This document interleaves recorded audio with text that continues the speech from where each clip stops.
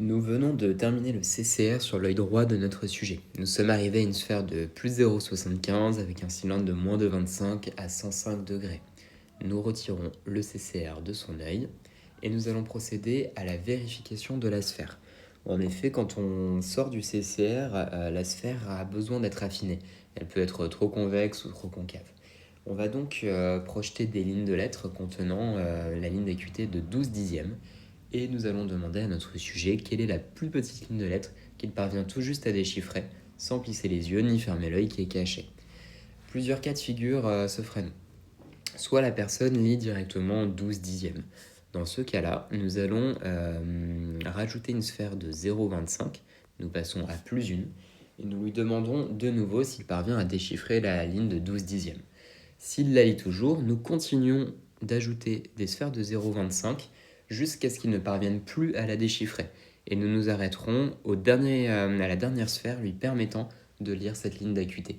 Il s'agit de notre sphère maximum convexe, celle que nous ciblons quand nous faisons un examen de vue.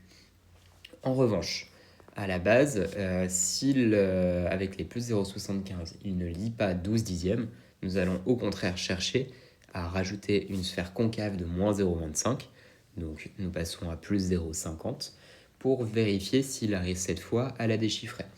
Si c'est le cas, nous nous arrêtons là. S'il ne parvient toujours pas à déchiffrer cette ligne de lettres, nous retentons notre chance avec encore moins 0,25 jusqu'à ce qu'il parvienne à la déchiffrer.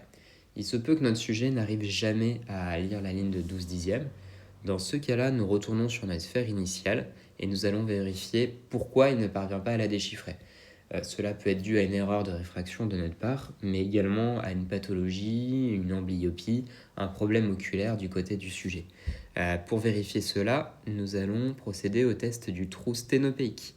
Donc nous ajoutons un trou sténopéique devant l'œil et nous vérifions si le sujet a une augmentation d'acuité, une diminution ou si l'acuité stagne.